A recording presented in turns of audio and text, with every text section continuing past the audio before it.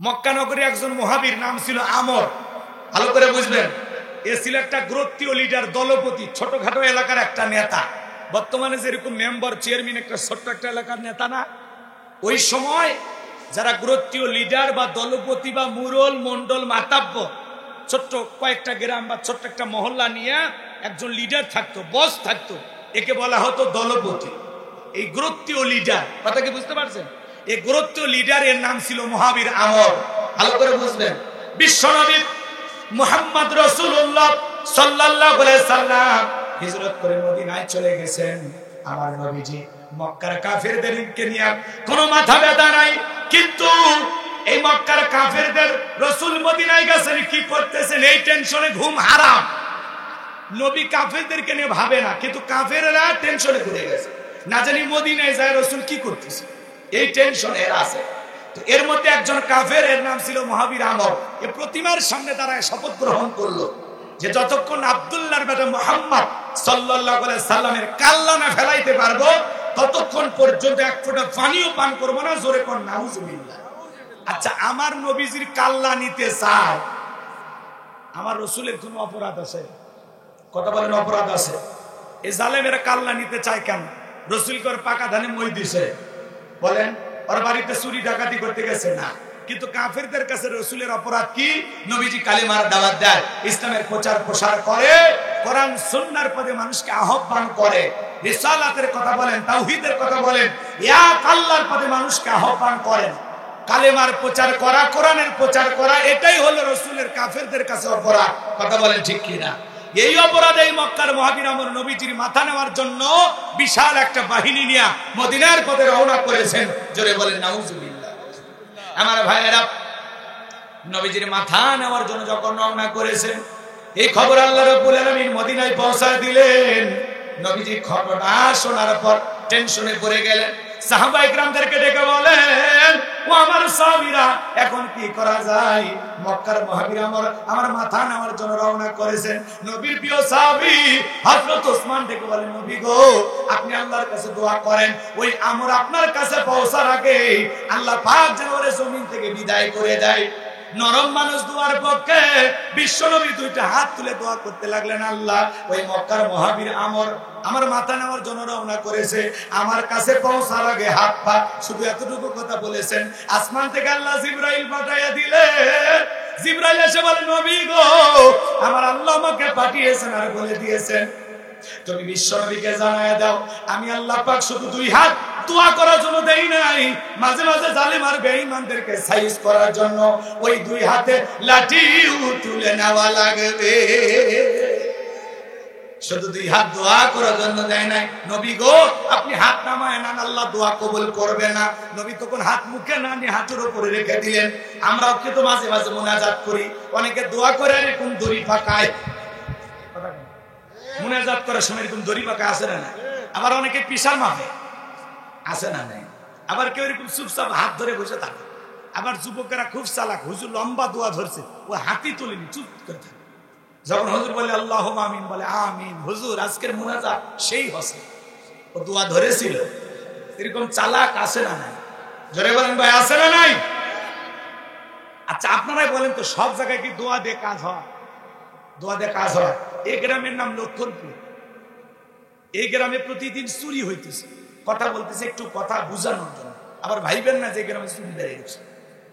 তো একজন আটঘরিয়া বাজার থেকে 10 কেজি জিলেপি নিয়ে এসে বলতেছে, হুজুর, এই চোরের হাত থেকে যেন আল্লাহ গ্রামকে হেফাজত করে। প্রতিদিন গরু ছাগল চুরি হয়, সোনা দানা টাকা পয়সা চুরি হয়, সুন্দরী বউটা পর্যন্ত চুরি হয়। চোরের অত্যাচারে থাকা যায় না। হুজুর এইবার এশার নামাজ পড়ে হাত তুলে বলে, আল্লাহ, এই লক্ষণপুরের গ্রামের সমস্ত মানুষকে চোরের হাত থেকে হেফাজত করো। চোর হাত তুলে বলে আমিন আমিন আমিন। খালি চোর বাহির গ্রামে থাকে না, ওই এলাকার দুই একজন থাকে। কথা কোন ঠিক কিনা? না হইলে কার বাড়িতে কি আছে এই তথ্য দিল কে? কথা বোঝেন নাই মনে হয়? ভালো করে বুঝবেন বাজান গো আমার। ওই জায়গায় হুজুর যদি জিলাপি পাইয়া হাত তুলে দোয়া না করে এই কথা বলতো, এই লক্ষণপুরের যুবকেরা, তোমরা যদি গ্রামের গরু ছাগল টাকা পয়সা সুন্দরী বউ রক্ষা করতে চাও, এই গ্রামে ঢোকার 4টা রাস্তা আছে। 4 রাস্তার মোড়ে মোড়ে মাগরিব থেকে ফজর পর্যন্ত বাংলার লাঠি নিয়ে দাঁড়ায় থাকবা।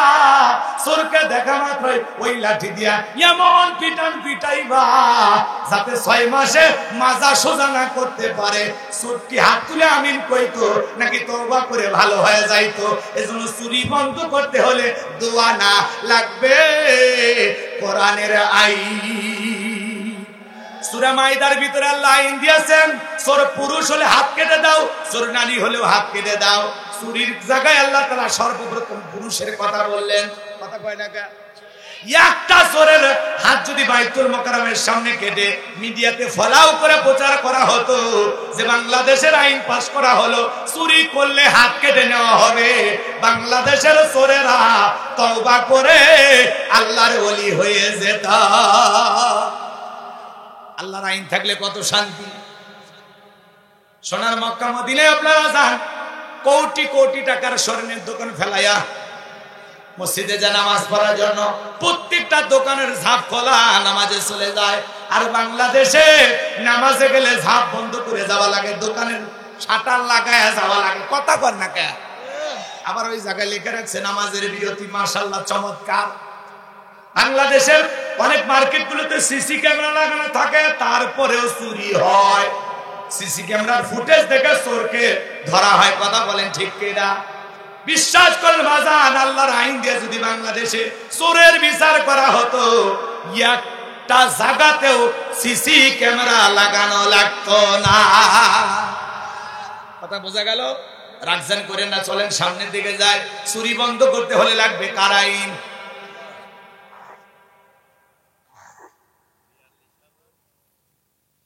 আমার ভাইরা যে কথা বলতে চাচ্ছিলাম, গভীর মনোযোগ দিয়ে শোনেন। বিশ্ব নবী ডেকে বলে, আমার সাহাবীরা আল্লাহ দোয়া কবুল করলো না, এবার কি করা যায়? জিবরাইল ডেকে বলে, নবী গো, আপনি সাহাবীদের মধ্যে ঘোষণা করেন এমন কেউ কি আছে যে আমরের মোকাবেলা করবে। বিশ্ব নবী তখন ডেকে বলেন, আমার সাহাবীরা, তোমাদের মধ্যে এমন কেউ কে আছো যে সরাসরি আমরের মোকাবেলা করবে? নবীর কোন সাহাবী দাঁড়ায় না, হযরত আলী দাঁড়িয়ে গেলেন, বলেন আল্লাহু আকবার। আমার নবী ডেকে বলে, আলী রে, তুমি ছোট মানুষ, না বুঝে কেন দাঁড়াইছো? তুমি কি জানো ওই মক্কার মহাবীর খাবার খাই 21 কেজি, একবেলা খাবার খায় 21 কেজি, 3.5 মণ ওজনের তরবারি যুদ্ধ করে এত বড় বীর, যার তরবারির ওজনই হলো 3.5 মণ। বিদায় এত বড় বীরের সামনে তুমি ছোট মানুষ, কেমনে যাবে? তুমি বসো। হযরত আলী বসে গেলেন। নবী দ্বিতীয়বার বলেন, আবার হযরত আলী দাঁড়িয়ে গেছেন। নবীজি তৃতীয়বার বললেন, আবার হযরত আলী দাঁড়িয়ে গেছেন। আমার নবী ডেকে বলে, আলী রে, আয় আয় আমার বুকের ভিতরে আয়। এই কথা বলে বিশ্ব নবী হযরত আলীকে বুকের সঙ্গে জড়ায় নিলেন, গালে মুখে চুমা খাইলেন। আর ডেকে বলে, আলী রে, এত বড় বীরের সঙ্গে যাইতে চাস, তোর কি একটু মায়া দয়া লাগে না? নিজের জানের প্রতি কি একটু মায়া নাই? হযরত আলী ডেকে বলে, নবী গো, আমার ভিতরে ইমান বলতেছে ওই মক্কার মহাবীর আমর আপনারা চেহারা দেখার আগে ওরে আমি জমিন থেকে বিদায় করে দেব। বলেন আল্লাহু আকবার। ইমানের একটা পাওয়ার থাকার দরকার আছে না নাই? ইমানের পাওয়ারের কাছে জালেমেরা জ্বলে পুড়ে শেষ হবে। কথা কোন ঠিক কিনা? কিন্তু মুসলমান আমরা ইমান নিয়ে ঘুমাইছি, আর জালেমেরা ইমান ডাকাতি করে আমাদের ইমান ফাঁকা করে দিয়েছে। এজন্য তৃতীয় শ্রেণীর বইয়ের ভিতরে, ইসলাম শিক্ষা বইয়ের ভিতরে শেষ পৃষ্ঠায় 10 সাতালা মূর্তির ছবি ঢোকায়া দিল। মুসলমান জাগলোই না। আপনার আমার টাকা দিয়ে বই ছাপানো হয়, সেই বইয়ের ভিতরে যদি প্রতিমার ছবি ঢোকায়া দেয়, আর আপনার আমার সন্তানকে যদি শিরিক শিখায়, ওরা তখন বলতেছে ভুল হয়ে গেছে, ভুল করে ছাপা হয়েছে। এত বড় ভুল হয়। ওরা দেখতেছে বাংলাদেশের মানুষ ইমান নিয়ে ঘুমাইছে না জায়গা আছে। আমার ভাষায় বলি, বাংলাদেশের মুসলমানদের ইমান এখন লাইফ সাপোর্টে আছে, খালি কোনো মতে মেসেজ। এদের উপরে যা খুশি তাই করতেছে, কিছুই বলে, মানে ঘুমাইছে। ইসলামের বিরুদ্ধে কেউ কিছু করতে চাইলে মুসলমানকে জাগার দরকার আছে না? যদি না জাগতে পারেন, কোরআনের পাখির উদাহরণটা উনি চলে গেছেন, কিন্তু কি বলেছিলেন যে আমি বাংলাদেশের ভাগ্য আকাশে দেখতেছি দুর্যোগের কণাঘাটা, এমন এক পরিবেশ তৈরি হবে, সেই দুর্যোগের মোকাবেলা যদি করতে তোমরা ব্যর্থ হও, এমন এক আমাদেরকে গ্রাস করে ফেলবে। যেই রাতের সুফে সাদে খাওয়া অনেক কঠিন। কথা বলে ঠিক না? ওনারা যে আল্লাহওয়ালা মানুষ। আজকে সমাজে যা চলতেছে, কি বলেন, কিছু বলার ভাষা আপনার আমার আছে? চোখ আছে দেখবেন, কান আছে শুনবেন, মুখ আছে বলা যাবে না কথা। কি আছে না? বললেই সমস্যা, বললেই সমস্যা। যত দোষ নন্দ ঘোষ, সত্যটা বললে দোষ, করলে অন্যায়ের প্রতিবাদ, নামটা হবে তোমার জঙ্গিবাদ, নামটা হবে তোমার মৌলবাদ। হক কথা বললেই সমস্যা। কথা বলে ঠিক কিনা? এখন উচিত কথা যদি কই পিঠের ওপর দিয়ে যাবি মই, এই আনন্দে কিছু লোক কিনে খাবে বগুড়ার স্পেশাল দিয়ে। কথা কোন ঠিক কিনা? খাবারে ফরমালিন যুক্ত বিষ, হক কথা বললেই পুলিশ। মদের ট্রাক সহ গ্রেফতার হয়, গাঞ্জার বস্তা সহ গ্রেফতার হয়, অর্ধলঙ্গ পোশাক পরে গ্রেফতার হয়। ওদেরকে কেউ কিছু বলে না। মেহেদি উৎসব করতে করতে সারা পায়। আর হুজুর নিজের বউ নিয়ে ঘরে, তারপরে কাবির নামা দেখাইতে পারে না। এই অজুহাতে বছরের পর বছর জেলখানায় বন্দী থাকে। শাকিব খান বিয়ে করে কাবির নামা লাগে না। পরিমণি আমার বোন এত বিয়ে করে, কেউ কাবির নামা দেখে না। আর হুজুর দুই একটা বিয়ে করে, বউ নিয়ে ঘরে, বলে কাবির নামা কই? তোর দাদার নাম কাবির নামা ছিল, যারে দাদা বলেছিল। হুজুরদের নরম পাইছেন, এই দিন দিন আরো দিন আছে।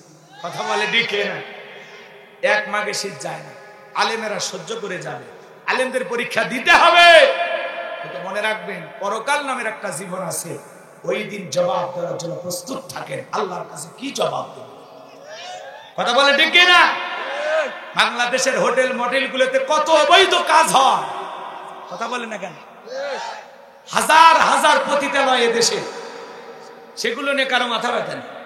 হুজুর বউ নিয়ে ঘরে, তাতেও সমস্যা।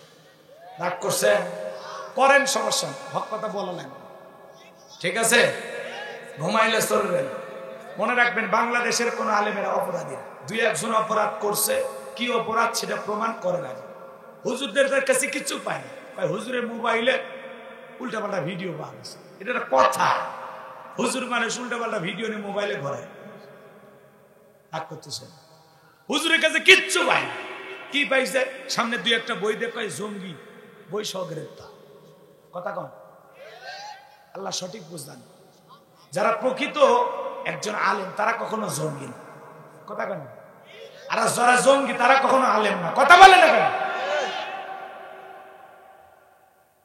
ইসলাম এমন একটি গুরুত্বপূর্ণ ধর্ম, সেটা আপনার কাছে ঠুনকো মনে হয়। এটা গতানুগতিক একটা ধর্ম না, এটা মুসলমানদের সংবিধান। কথা বলে ঠিক না? মুসলমান যদি কোরআন হাদিস মানে, সে কখনো জঙ্গি হতে পারে না। আর জিহাদকে যারা জঙ্গিবাদের সাথে তুলনা করে, এরা বুকার স্বর্গে বসবাস করে। জিহাদ মুসলমানদের জন্য ফরজ। কথা বলে ঠিক না? জিহাদ আসছে সন্ত্রাসবাদ, জঙ্গিবাদ, এগুলোকে নির্মূল করার জন্য। কথা বলে ঠিক না? আপনারা ওই যে যারা বোমা মাইরা ইসলাম কায়েম করতেছে, তাদের সাথে আমাদের কোনো সম্পর্ক নেই। তাদের উদাহরণ দেওয়ার জন্য আমি একটা কথা বলি, মন খারাপ করবে না। একটা ছেলে শাশুড়িকে খুব ভালোবাসে, মানে শাশুড়ির জন্য দিওয়ানা, নিজের মায়ের চাইতে বেশি ভালোবাসে। শাশুড়ির কপালে হয়েছে ঘা। কি হয়েছে? কথা কয় না?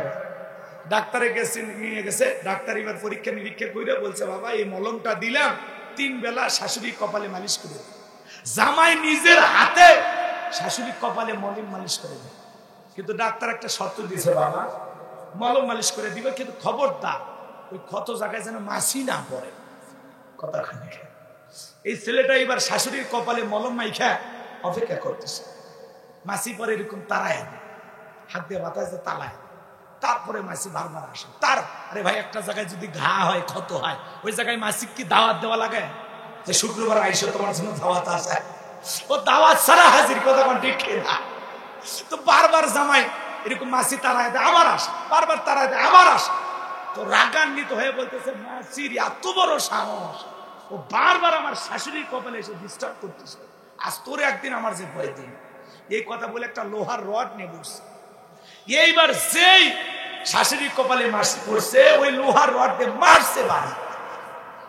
ওর উদ্দেশ্য কিন্তু মাসি মারা, শাশুড়িকে মারা না। কথা কয় না কেন? কিন্তু যে লোহার রড দিয়ে বাড়ি মারছে, শাশুড়িকে বেঁচে আছে? কতক্ষণ বেঁচে আছে? জামাইয়ের উদ্দেশ্য হলো মাসি মারা, শাশুড়িকে মারা না। কিন্তু জামাই যে পদ্ধতিতে মাসি মারতে গেছে, জামাইয়ের পদ্ধতিটা ভুল। কথা বলে ঠিক কিনা? যারা জঙ্গিবাদের মাধ্যমে, বোমাবাজির মাধ্যমে ইসলামকে প্রতিষ্ঠিত করতে চায়, ওদের নিয়ত ভালো যে আমরা ইসলাম প্রতিষ্ঠিত করব, কিন্তু ওরা যে পদ্ধতিতে জমিনে ইসলাম প্রতিষ্ঠিত করতে চায়, ওদের ওই পদ্ধতিটা ভুল। বোমাবাজির মাধ্যমে ইসলামকে প্রতিষ্ঠিত করা যাবে। ইসলামকে প্রতিষ্ঠিত করতে হবে সুন্দর আচরণের মাধ্যমে, জিহাদের মাধ্যমে। কথা বলেন ঠিক কিনা? আল্লাহ বোঝার তৌফিক দান করুন, জোরে বলেন আমিন। কষ্ট হচ্ছে আপনাদের? দোয়া করবো নাকি? ভাইয়েরা আমার, একটু মনোযোগ দিয়ে কথাগুলো শুনে যান। বিশ্বনবী ডেকে বলে, ওসমান তোমার বাড়িতে কি তরবারি আছে? হযরত ওসমান বলে, তরবারি আছে। 27 ইঞ্চি লম্বা। এইবার তরবারিটা আইনা দিলেন, নবীজি হযরত আলীর হাতে ধরায় দিলেন। হযরত আলী তরবারি পায়ে মারছে, দৌড়াইতে দৌড়াইতে দৌড়াইতে আমরের মুখোমুখি হয়ে গেছে। এইবার আমর ডেকে বলে, কিরে পিচ্চি আলী, তুই কেন আমার সামনে? হযরত আলী বলে, পিচ্চি নাকি পরে বুঝাইতেছি। বলেন আল্লাহু আকবার। কথায় আছে ছোট মরিচের ঝাল বেশি। আল্লাহু আকবার। এইবার হযরত আলী ওই তরবারি দিয়ে দাঁত টানতেছেন আর একটা দোয়া পড়তেছেন। এই দোয়া পড়ে পানিতে ফু দিয়া চতুর্দিকে যদি বাড়িতে ছিটাইয়া দেয়, বড় বড় দুর্ঘটনার হাত থেকে আল্লাহ আপনার পরিবারের সবাইকে হেফাজত করবে। আল্লাহ আকবার, জোরে বলেন। কি সেই দোয়া শুনবেন না? হযরত আলী এবার দোয়া পড়তেছে আর দাগ টানতেছে। দাগ টানা বোঝেন তো আপনার মানুষ, এরকম দাগ টানা, আগ টানা, এরকম দাগটা টানার পর তরবারিটা উঁচু করে রেখে বলে, এই কাফেরের বেটা, তোর যদি সাহস থাকে খালি দাগটা পার হয়ে দেখা। বুঝেন না কথা? হযরত আলী তরবারিটা উঁচু করে বলতেছে, এই কাফেরের বেটা, তোর যদি এত বড় সাহস থাকে নবীর কাল্লা নেবে, দাগটা পার হয়ে দেখা। আয়, খেলা হবে, আয়, খেলা হবে। আল্লাহু আকবার বলে। আরো জোরে বলেন আল্লাহু আকবার। ভালো করে বোঝেন। বাড়িতে ঢুকছে চোর, বাড়িওয়ালা যে ওর দুই পাই নাই, ল্যাংরা। কিছু না হোক, ওই বাড়িওয়ালা টের পাইছে চোর ঢুকছে, কিছু না পারুক, যদি খালি জবান দিয়ে বলে, কে রে, চোর থাকবি না, ভাগে দৌড়। এমন কি ওই চোর চুরি করবে, বাচ্চা যদি কান্দে ওঠে তাও গরু উঠিয়ে ভাগে দৌড় মারে। এই তো কয়েকদিন আগে আমার শ্বশুর বাড়িতে চোর ঢুকছিল, বুঝছেন? মাটির বাড়ি তো, আবার আছে ইটের বাড়ি আছে, ওইদিকে না যায় তো এদিকে খেয়াল করে। মাটির বাড়িতে দেয়াল এরকম, ওই যে আগে আপনারা কি বলেন, শিংকাটা না কি বলেন, শিককাটা, তাই না এলাকায় বলে। তো ওই মাটির ঘরের দেয়ালটা কাটতে কাটতে কাটতে কাটতে মোটামুটি পজিশন তৈরি করছে। কথা কি বুঝতে পারছেন? এখন গরু বাইর করবো। ওই সময় আমার এক শালি আছে, আমার একটা ছোট্ট মেয়ে আছে, ও কান্নাকাটি করছে। ওই সময় কান্না দেখে আমার শাশুড়ি ঘুমতে করছে। ওইটা চিন্তা করতে উঠছি, যখন দেখি তো গরুগুলো কেমন অবস্থায় আছে। লাইট নিয়ে যাকে দেখে, বাপ রে বাপ, অবস্থা তো খারাপ। তখন আমার শ্বশুরকে ডাক দিয়ে বলতেছে, দেখো কি অবস্থা, আশেপাশে খুঁজে দেখে আর চোর নাই, ভাগ্যিস ভালো গরুগুলো নিয়ে যেতে পারে না। কথা কোন ঠিক কিনা? একটা আওয়াজে অনেক কিছু ঘটে যায়। কথা বলে ঠিক কিনা? ওই বাড়ির বুড়ো মানুষটাও যদি কাশে, তাও চোর চিন্তা করি না, লোকজন জায়গায় আছে। বুঝেননি? আমার ভাইয়েরা মন খারাপ করতেছেন মনে হয়, হন বিরক্ত হন মাঝে মাঝে। অনেকদিন পর পাবনায় আসছি, কষ্ট হচ্ছে আপনাদের? লিল্লাহি তাকবীর। একটু আমার কষ্ট হচ্ছে, আপনারা হয়তো আমার কথা বুঝতে একটু কষ্ট পাচ্ছেন। একটু মনোযোগ দিয়ে শোনেন বা জানবো। আমার যে কথা বলতে চাচ্ছিলাম, হযরত আলী আর আমর বাজা বাজা ভাব দেখে বলে, এই কাফেরের বেটা, তোর যদি সাহস থাকে দাগটা পার হয়ে নবীর কাল্লা নিতে যা। আয়, কয় ফোঁটা মায়ের দুধ খেয়েছিস, এইবার আয় আয় আয়। আল্লাহু আকবার বল। হযরত আলী আর আমর বাজা বাজা ভাব, পুরো ঘটনাটা শুনবেন আপনারা। কারা কারা শুনেন একটু হাত তুলে দিবেন। লিল্লাহি তাকবীর। তাহলে পুরো পৃথিবীতে আল্লাহ পাক কয়জন মানুষকে ক্ষমতা দিয়েছিল? ওই যে মেয়ের আংটির কথা মনে আছে? হযরত আলীর কথাটা মনে রাখেন, প্রত্যেকটা কথার জবাব দিয়ে যাব। শেষ করে দাও, রাত ফজর হয় হোক। কি ভাতিজা, রাজি আছো? আল্লাহ কবুল করেন, জোরে বলেন আমিন। তাহলে আমি যে কথা বলতে চাচ্ছিলাম, পুরো পৃথিবীর 4 জন মানুষকে আল্লাহ পাক পাওয়ার রাজত্ব দিয়েছিল। কয়জন? চারজন, এর মধ্যে হলো দুইজন ইমানদার, একজন হলো নবী, নাম হলো সুলাইমান আলাইহিস সালাম, যাকে আল্লাহ রাব্বুল আলামিন পুরো পৃথিবীর রাজত্ব পাওয়ার ক্ষমতা দিয়েছিলেন। নবী সুলাইমান আলাইহিস সালামকে আল্লাহ রাব্বুল আলামিন কি সুন্দর একটা সিংহাসন দিয়েছিলেন। এই তক্তের সিংহাসনে সইরা পয়গম্বর যখন ভ্রমণ করতেন, যেই দিক দিয়ে সিংহাসনটা উড়ে যাইতো, তার নিচে স্বর্ণের খনি পাওয়া যাইতো, তেলের খনি পাওয়া যাইতো। ফসলের জমির উপর দিয়া এই সিংহাসনটা উড়ে গেলে ফসল বৃদ্ধি পাইত। কেমন বাদশা, যেই দিক দিয়ে যায় ওই দিক দিয়েই বরকত। নেতা কারে বলে? আর এখন যে নেতারা, সুলাইমান আলাইহিস সালামের সিংহাসন উড়ে গেলে ওই দিক দিয়ে রহমত, তেলের খনি, স্বর্ণের খনি, ফসলে বরকত। আর ওরা যদি যায় রহমত না গজব? কথা কয় না কে? জনগণের জনদুর্ভোগ, কথা কয় ঠিক কিনা? নেতা যদি আসে রাস্তায় নামা যায় না, এই আসে না? নাই, বাংলাদেশের কথা বলতেছি না, ভারতের কথা বলতেছি। রাগ করতেছেন মনে হয়? ও আপনার বাবাজিরা, গভীর মনোযোগ দিয়ে কথাগুলো শুনে যান। নেতা যদি নেতার মতো হয়, জনগণ কলিজা দিয়ে নেতাকে ভালোবাসবে। কথা বলেন ঠিক কিনা? এত সিকিউরিটি লাগবে, নিরাপত্তা লাগবে না, জনগণ নিজেই নেতার নিরাপত্তা দেবে। কারণ নেতা ভালো, দীর্ঘদিন বেঁচে থাকা দরকার। কথা বোঝেন নাই? ভালো করে বুঝবেন বাজান গো। আমার সামনের দিকে যায়, ঘটনা অনেক লম্বা হবে, লম্বা করবো না। তাহলে এক নাম্বার, নবী সুলাইমান আলাইহিস সালামকে আল্লাহ রাব্বুল আলামিন পুরো পৃথিবীর রাজত্ব পাওয়ার ক্ষমতা দিয়েছিলেন। সুলাইমান আলাইহিস সালামের ইতিহাস যদি আমি আজকে বলতে যাই 2-3 ঘন্টায় শেষ হবে না। কিন্তু আমার আজকে এই কথাগুলো বলার উদ্দেশ্য না, আমার একটা টার্গেট আছে, টার্গেট অনুযায়ী আমাকে যেতে হবে। তাহলে এক নাম্বার নবী সুলাইমান, আর 2 নাম্বার হলো বাদশা জুলকারনাইন, যাকে আল্লাহ রাব্বুল আলামিন পুরো পৃথিবীর রাজত্ব পাওয়ার ক্ষমতা দিয়েছিলেন। বাজানো গো, দীর্ঘ সময় ক্ষমতায় ছিলেন। সূর্য উদয় হতে সূর্য অস্তগামী পর্যন্ত পুরো পৃথিবীর ক্ষমতা আল্লাহ পাক বাদশা জুলকারনাইনকে দিয়েছিলেন। কথা বলেন ঠিক কিনা? তাকে আল্লাহ পাক একটি ঘোড়া দিয়েছিলেন পৃথিবী ভ্রমণের জন্য। ওই ঘোড়ায় যখন উঠতেন, এক এক কদমে ঘোড়াটা হাজার হাজার মাইল রাস্তা পাড়ি দিত। বলেন আল্লাহু আকবার। ভালো করে বুঝবেন বাজান গো আমার। তাহলে 2 জন ইমানদার, নবী সুলাইমান, বাদশা জুলকারনাইন, আর 2 জন কাফিরকে আল্লাহ রাব্বুল আলামিন পুরো পৃথিবীর রাজত্ব পাওয়ার ক্ষমতা দিয়েছিল। এর মধ্যে একজন বাদশার নাম হলো জালেম বাদশা বখতে নাসর। ভালো করে বুঝবেন বাজান গো আমার। ওই জামানায় একজন পয়গম্বরকে আল্লাহ রাব্বুল আলামিন পাঠিয়েছিলেন। সেই নবীর নাম ছিল দানিয়েল আলাইহিস সালাম। নবী দানিয়েল আলাইহিস সালাম তার কওমের মানুষকে ডেকে বলেন, ও আমার বনি ইসরাইল উম্মতেরা, আল্লাহ রাব্বুল আলামিন তোমাদের দাসত্বের গোলামীর জীবন থেকে সুন্দর একটা জীবন দিয়েছেন। সেই কথা আল্লাহ রাব্বুল আলামিন পবিত্র কোরআনুল কারীমের ভিতরে বলেন, ইয়া বানি ইসরাঈল আযকুরু নি'মাতি আল্লাতী আন'আমতু আলাইকুম ওয়া আন্নী ফাদ্দালতুকুম আলাল আলামিন। নবী দানিয়েল ডেকে বলে, ও বনি ইসরাইল উম্মতেরা, তোমাদের বাপ দাদা কৃতদাস ছিল, গোলাম ছিল, মানুষের বাড়িতে চাকরের কাজ করত। বিদায় দাম্ভিকতা করো না, অহংকার করো না। সেই গোলামের জীবন থেকে আল্লাহ তাআলা তোমাদেরকে স্বাধীনতা দিয়েছে, মুক্ত জীবন দান করেছে। সেই জিন্দেগি থেকে তোমাদের জীবনকে আল্লাহ পরিবর্তন করে দিয়েছে। এখনো সময় আছে, এক আল্লাহর ইবাদত করো, দাম্ভিকতা করো না, অহংকার করো না, গাছের পূজা করো না, মাছের পূজা করো না, চন্দ্রের পূজা করো না, এক আল্লাহর ইবাদত করো। আমার আল্লাহ রাব্বুল আলামিনের গোলামিতে তোমরা জীবনটা কাটাও। উম্মতেরা ডেকে বলে, নবী পুরান দিনের গল্প শোনায় লাভ নাই। বাপ দাদা কৃতদাস ছিল, চাকর ছিল, আমরা তো আর চাকর না। আল্লাহ আমাদেরকে ধন সম্পদ অনেক কিছু দিয়েছে, বিদায় এক আল্লাহর ইবাদত করতে আমরা রাজি না। ওরা সম্পদের বড়াই করলো, অহংকার করলো, দাম্ভিকতা করার কারণে পয়গম্বর দিনে দাওয়াত দেয়, রাতে দাওয়াত দেয়, কোনো মতেই তারা দাওয়াত গ্রহণ করলো না।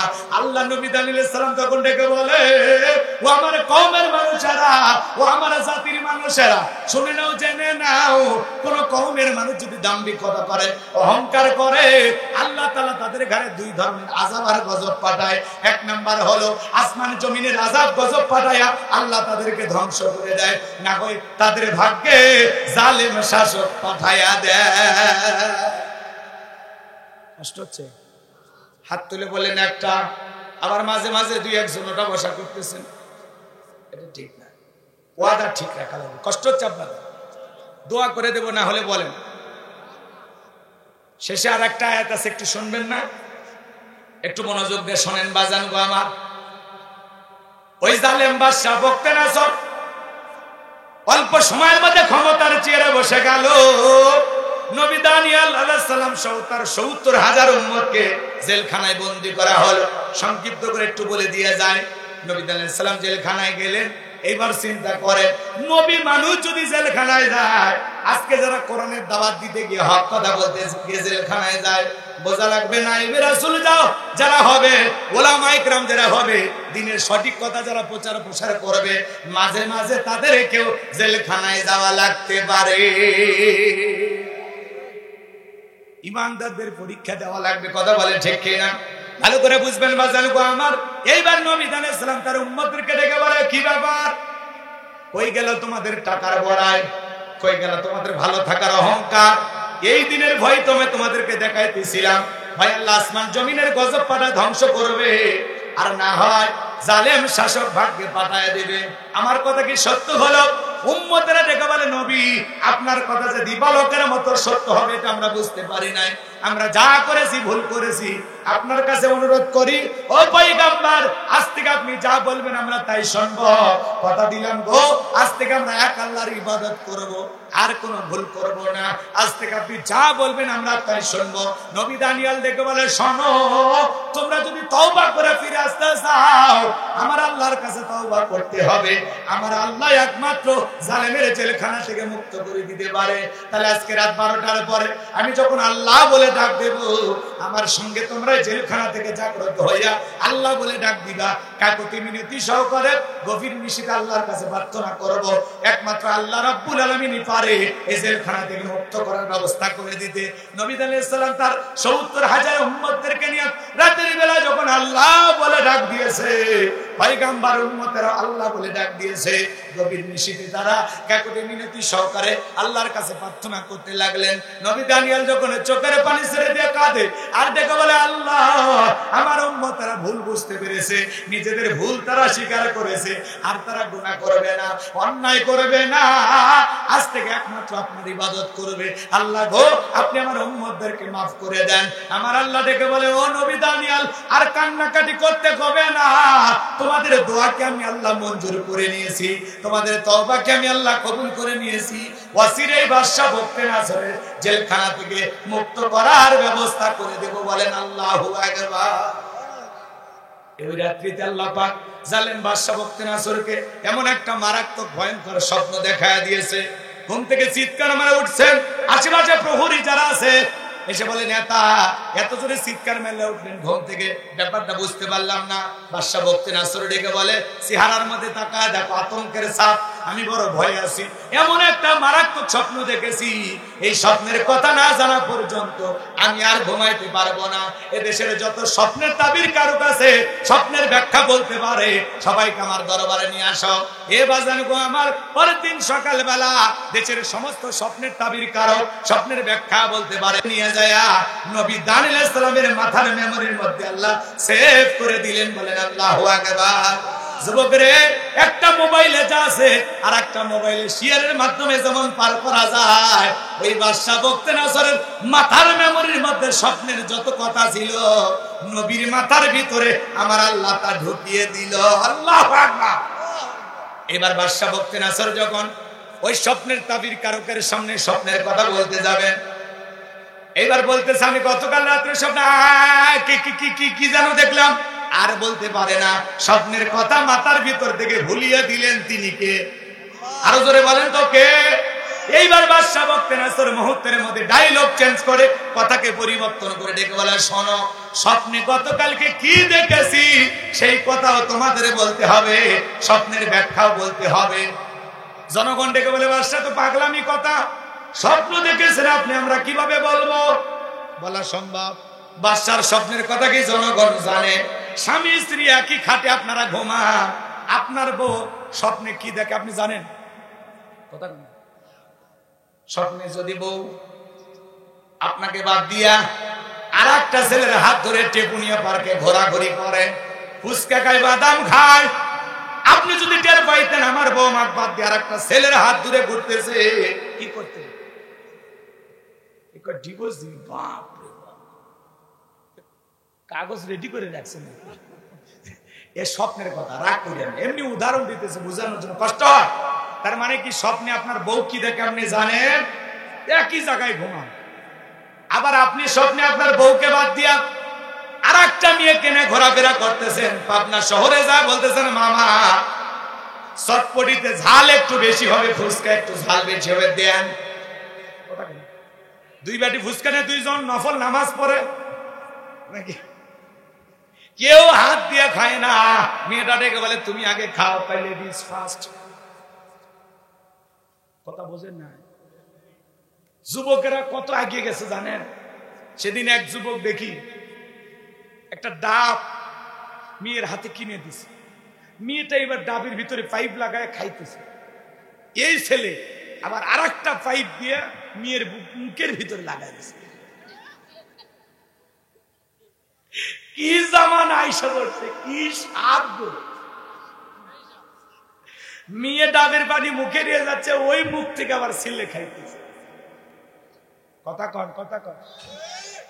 এরা ফুসকানে বসে আছে, কেউ খায় না। ছেলে বলতেছে তুমি, কয় না তুমি খা। মেয়েটা তখন বলতেছে এত কষ্ট করে সময় বের করে তোমার সাথে ঘুরতে আসলাম, তোমার এই সুন্দর হাত দেখি একটা ফুসকা আমার মুখে উঠবে না? ছেলে বলতেছে কলিজা আঘাত করছিস, কলিজাই লাগছে। তখন ওই ফুসকা তুলে ছেলেটা মেয়ের মুখে দেয়। আপনারাই বলেন, বউকে বাদ দিয়া অন্য কোন নারীকে, যাদের সাথে অবৈধ সম্পর্ক করতেছেন, এদেরকে তুলে খাওয়াইলে সব না গুনাহ? আরো আসতে এ যুবক, বান্ধবীর মুখে তুলে খাওয়াইলে গুনাহ। আর বইয়ের মুখে কোন স্বামী যদি এক লোকমা খাবার তুলে খাওয়ার, আল্লাহ রাস্তায় সদকা করলে যে সব, স্বামীর আমল নামায় আল্লাহ সেই সব লিখে দেয়। বউকে তুলে খাওয়াইলে সব। দাম্পত্য জীবনে সুখ পেতে গেলে রসুলের কয়েকটা সুন্নত আছে, শোনার দরকার আছে। বলবো নারীদের ওয়াজের সময়, যদি মা বোনদের আলোচনার সময় বলার সময় হয় বলবো ইনশাআল্লাহ। মন খারাপ করতেছেন? যুবকে কষ্ট নিও না বাবা। আজকে পরকীয়ার অভিশাপে দেখেন, পরকীয়ার জালে পড়ে স্বামীকে মেরে ফেলে দেয়। আবার ওই স্বামীকে মারা হত্যার কারণে পরকীয়া প্রেমিক আর যে মেয়ে মারছে দুইজনে গ্রেপ্তার, একজনের আজকে যাবজ্জীবন হয়েছে। কথা কয় না? তাহলে এইটা করে লাভ কি? স্বামীকে ভাল লাগে না, ডিভোর্স দিয়ে আরেক জায়গায় চলে। কথা কন না? স্বামীও আছে আবার পরকীয়াও করবা। ও তুমি আল্লাহ হেদায়েত দান করুন, জোরে বলেন আমিন। যে সমস্ত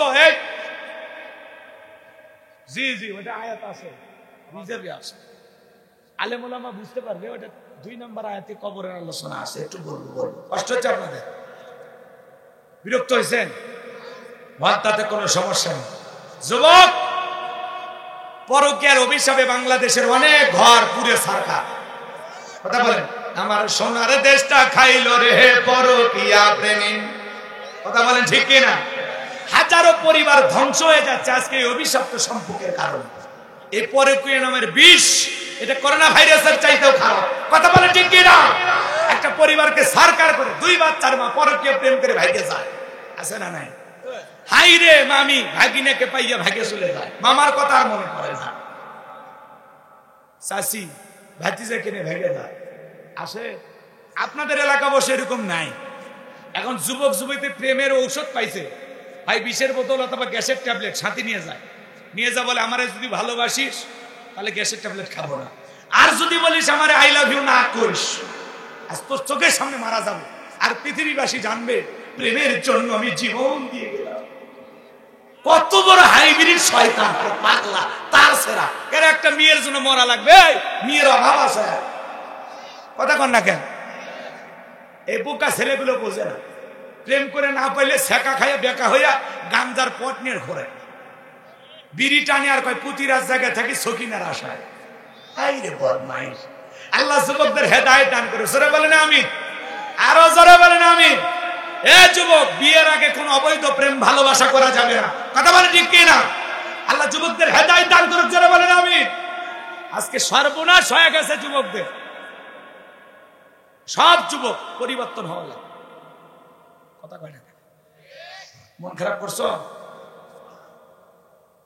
ওরা যে যুবক কিনা আমার তো সন্দেহ হয়, কথা বলার স্টাইল থেকে। যুবকদের আওয়াজ একটু জোরে হবে না? ওরা মনে হয় এগুলো ওয়াজ শুনবে না। আল্লাহ যুবকদের হেদায়েত দান করুন, জোরে বলেন আমিন। আমার ভাইরা গভীর মনোযোগ দিয়ে কথাগুলো শুনবেন। যে কথা বলতে চাচ্ছিলাম, এইবার জালেম বাদশা বক্তে নাসর ডেকে বলে, স্বপ্নে কি দেখেছি সেই কথা বলা লাগবে। স্বপ্নের কথা কি জনগণ জানে? আপনার বউ কি স্বপ্নে দেখে আপনি জানেন না? আপনি কি স্বপ্ন দেখেন আপনার বউ জানে না? স্বপ্নে দেখি সাপ তারা করেছে, ঘুম থেকে উঠে দেখি সাপ নাই। কথা কন। স্বপ্নে দেখি বাপরে বাপ বাড়ি ঘরে আগুন লেগে পুড়ে গেছে, ঘুম থেকে উঠে দেখি না সব ঠিক আছে। স্বপ্নে দেখি আমি মারা গেছি, বউ বাচ্চা কান্নাকাটি করতেছে, ঘুম থেকে উঠে দেখি না বেঁচে আছি।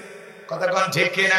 স্বপ্ন তো স্বপ্ন। কত মানুষ স্বপ্নে কোটিপতি হয়ে যায়, দেশের প্রধানমন্ত্রী পর্যন্ত হয়ে যায় স্বপ্নের ঠেলায়, কিন্তু ঘুম থেকে উঠে দেখে ওই সেই চিড়ে খেতায় ভাঙ্গা টিনের বেড়ায়।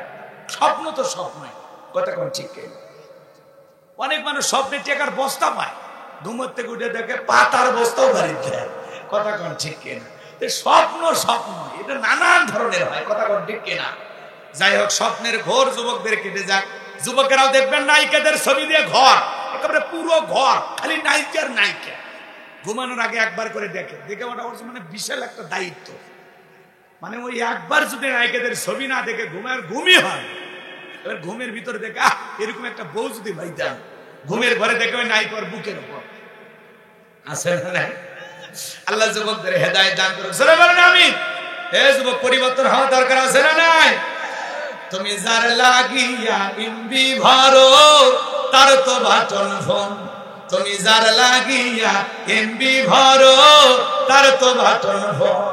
কেমন করে বুঝবে রে সে, কেমন করে বুঝবে রে সে ডিজিটাল তোর মন। তুমি যার লাগিয়া এমবি ভরো তার তো বাটন ফোন। মেসেজ দিলে সেন্ড করে না, দেয় না তো রিপ্লাই। ভিডিও কলে বলবা কথা, ক্যামেরা তার নাই রে, ক্যামেরা তার নাই। ডিজিটাল এই যুগ জামানায়, ডিজিটাল এই যুগ জামানায় এনালগ তার মন। তুমি যার লাগিয়া এমবি ভরো তার তো বাটন ফোন। প্রেম প্রীতি ভালোবাসা বিয়ের আগে নয়, মনের মধ্যে রাখো তুমি আল্লাহ তাআলার ভয় রে, পরকালের ভয়।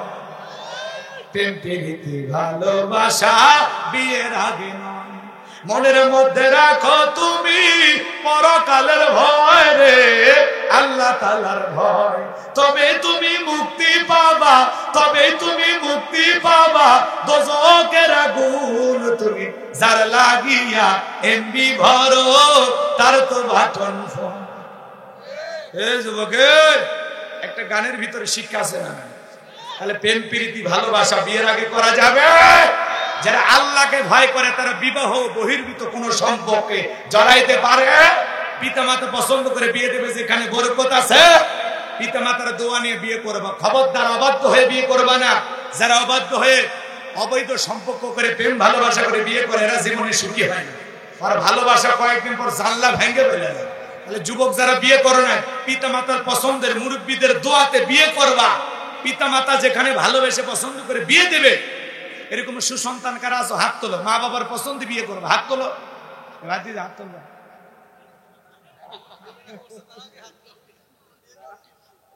যারা বিয়ে করছেন তারা আবার কি রিস্ক নেবেন নাকি? হাত না মান। যারা করেন নাই তারা হাত তুলবে। এই হাত তোলো বাবা, হাত তোলো। তোমরা আজকের মাহফিলে ওয়াদা দিলা পিতা মাতা পছন্দ করে যেখানে বিয়ে দেবে সেখানে বিয়ে করবে, মনে থাকবে তো ইনশাআল্লাহ? আর পাত্রী দেখার সময় ওই 14 গোষ্ঠীর সাথে নিয়ে যায়ও না। হাত নামাও। একা যাবে মানে মাকে নিয়ে যাবেন আর বোনকে নিয়ে যাবেন, ঠিক আছে? কাক নিয়ে যাবেন? খালা কোনা ভাবি কোনা। খালাক নিয়ে যাওয়া যাবে না, কারণ খালা তো বোন যদি একটা থাকে, মেয়ে যতই ভালো হবে বলে ছোট বেকা, চোখ একটা টেরা, কারণ ওর বাড়িতে পাত্রী রেডি। কথা কয় না? আর ভাবিক নিয়ে যাওয়া যাবে না, কারণ ভাবি চাইবে তার সাথে কম সুন্দরী মেয়ে ওই বাড়ি ঢুকুক। কারণ ভাবি একটু রাজরানী হয়ে থাকতে চায়। হ্যাঁ, গোপন কথা বলে দিলেন, সাবধান, ভাবির পছন্দে বিয়ে করা যাবে। ঠিক আছে তো ইনশাআল্লাহ? আচ্ছা চলো যুবক, তোমাদের যদি সুযোগ হয় আরো কিছু বলবো ইনশাআল্লাহ। শোনেন বাজান গো আমার, বাদশা ডেকে বলা, শোনো গতকাল রাত্রে স্বপ্নে কি দেখেছি সেই কথা বলতে হবে, স্বপ্নের ব্যাখ্যাও বলতে হবে। জনগণ ডেকে বলে, বাদশা এ তো পাগলামি কথা, স্বপ্নের কথা আপনি বলবেন, আমরা স্বপ্নের ব্যাখ্যা বলবো। বাদশা বলে, কেন পাগলামি কথা? তোমরা নাকি গায়েব জানো, গতকাল রাত্রের গায়েবের খবর যদি না জানো তোমাদের 12টা আমি বাজাবো। বলেন তো বাজান, দুনিয়ার কোন মানুষ কি গায়েব জানে? গায়েবের এলেম কার কাছে? যারা ভণ্ড পীর, কবিরাজ। কবিরাজ মানে কি বোঝেন না? কিছু হাত গণনা করে আসে না, মানে ভান করে থাকে,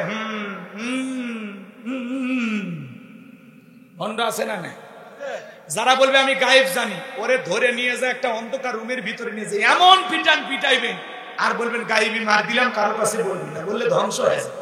কথা কোন ঠিক না? দুনিয়ার কেউ গায়েব জানে না, গায়েব জানেন কে? কোন ভণ্ডবীর বললে, আজকে ভণ্ডবীর সাইজ করার সময় নেই, কথাকে বুঝতে পারছেন? খবরদার কোন ভণ্ডবীরের কাছে যাবেন না। আল্লাহ আমাদের হেদায়েত দান করুন, জোরে বলেন আমিন।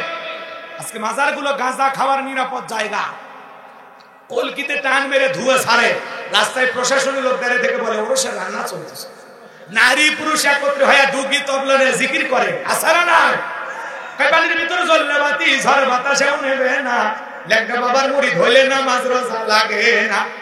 যে পিসাই বলবে নামাজ রোজা লাগে না, ওরে পীর না টাটকা শয়তান। ওরকম পীরের কপালে জুতের বাড়ি। সিজদার মতো একটা সিজদা জান্নাত পার হয় জাহান্নামে পড়ে। মহিলা মুড়ি দেখলে কয় মা বুকের ভিতরে, মহিলা মুড়িদের সাথে কোলাকুলি করে, কি ভন আছে না? আল্লাহ হেদায়েত দান করুন, জোরে বলেন আমিন। এইবার বাদশা ডেকে বলে, শোনো তোমরা নাকি গায়েব জানো, স্বপ্নের কথা যদি না বলতে পারো 7 দিনের সময় বেঁধে দিলাম, 7 দিনের আলটিমেটাম দিলাম। এর মধ্যে স্বপ্নে কি দেখেছি সেই কথাও বলতে হবে, স্বপ্নের ব্যাখ্যাও বলতে হবে, না হলে 7 দিন পরে আমি সবাইকে ফাঁসি দিয়া মারব। জনগণের কোনো অপরাধ আছে? হ্যাঁ, তার মানে কি বুঝলেন? জালেমদের কাছে অপরাধ লাগে না, জালেমদের মনের মধ্যে যা আসে মনের মতি গতি অনুযায়ী, যারে চাই ফাঁসি দেয়, যারে চাই ছেড়ে দেয়। কথা কয় না, কথা কয় না। বাদশা কি বললো? 7 দিনের মধ্যে স্বপ্নের ব্যাখ্যার, স্বপ্নের কথা না বলতে পারলে সবগুলোকে ফাঁসি দিয়ে মারব। বাদশা বকতে নাসর স্বপ্নের কথা না জানলে তার টেনশন, সে মারা যাবে। জনগণের কোনো অপরাধ আছে? কিন্তু জালেমদের পাওয়ারের গরম 7 দিনের সময় বেঁধে দিল। এইবার পুরো ঘটনা থেকে আপনারা একটু শুনবেন, কার কার ইচ্ছা হয় একটু হাতটা তোলেন তো দেখি। লিল্লাহি তাকবীর। আর একটা আয়াতে কারিমা আছে, ওইটার জন্য 10টা মিনিট আপনাদের কাছে চেয়ে নিলাম, এরপরে আবার এদিকে ব্যাগ আসবে। কথা হয় না? বিরক্ত হয়েছে? প্রতিপক্ষের ভাইরা একটু বলতেছে, হুজুর একটু বলে দেন। এই জন্য সব দিক চিন্তা ভাবনা তাকাইয়া আমি একটু 10টা মিনিট আপনাদের কাছে চেয়ে নিলাম। কষ্ট হবে? একটু দিলটা নরম করে শুনুন। সবাই মনে করেন আমরা মারা গেছি, কবরে যেতে হবে, এই কথা ভেবে একটু কথাগুলো শুনুন, দিলটা নরম করে, সবার অন্তরটা একটু নরম করেন, আর কানটা খরগোশের মতো খাড়া করে খালি কথাগুলো শুনবেন হৃদয় দিয়ে। আমার আল্লাহ রাব্বুল আলামিন বলেন, আল্লাযী খলাকাল মাউতা ওয়াল হায়াতা লিয়াবলুয়াকুম আইয়ুকুম আহসানু আমালা ওয়া হুয়াল আজিজুল গফুর। আমার আল্লাহ রাব্বুল আলামিন বলেন, আল্লাযী খলাকাল মাউতা ওয়াল হায়াতা, যিনি সৃষ্টি করেছেন মৃত্যু আর জীবন, লিয়াবলুয়াকুম আইয়ুকুম আহসানু আমালা ওয়া হুয়াল আজিজুল গফুর। আমি আল্লাহ পরীক্ষা করে দেখব আমলের দিক দিয়ে কারা কত বেশি উত্তম আমল করেছো। আমি আল্লাহ পরীক্ষা করে দেখব আমলের দিক দিয়ে কার আমল কত বেশি সুন্দর। আমার আল্লাহ পরীক্ষা করে দেখবেন কার আমল কত ভালো। যার আমল ভালো তার আখিরাত ভালো, যার আমলে ভেজাল তার অবস্থা বড় খারাপ। কথা বলেন ঠিক কিনা? একটু গভীর মনোযোগ দিয়ে শুনবেন। আল্লাহ দেখে বলেন, আল্লাযী খলাকাল মাউতা ওয়াল হায়াতা, জীবন মৃত্যুর মালিক কে? দুনিয়াতে যত বড় পাওয়ারফুল নেতা থাক, ওর পক্ষে কি সম্ভব ওর পক্ষে কি সম্ভব একটা মৃত ব্যক্তিকে জীবিত করা? একটা মানুষের জীবন বাঁচানো কি সম্ভব? তাহলে জীবন মৃত্যুর মালিককে, সবকিছু পাওয়ার ক্ষমতা কার হাতে? এ বাজার আমার গভীর মনোযোগে শুনবেন। ওদের যত অস্ত্র শস্ত্র থাক, যত ক্ষমতার বাহাদুরি থাক, ওরা কি অস্ত্র দিয়ে আসমানের দিকে তাক করে গুলি মেরে আসমান থেকে কোটা বৃষ্টি আনতে পারবে? ওদের পাওয়ার দুনিয়াতেই কথা বলেন ঠিক কিনা? এই জমিনের ভিতরে ওদের অস্ত্র শস্ত্র দিয়ে গুলি মেরে এর ভিতর থেকে কি একটা আলু বের করতে পারবে? আলু তো দূরের কথা, একটা পাতাও বের করতে পারবে না। আসমানের জমিনের সব জায়গায় ক্ষমতা চলে আমার আল্লাহ।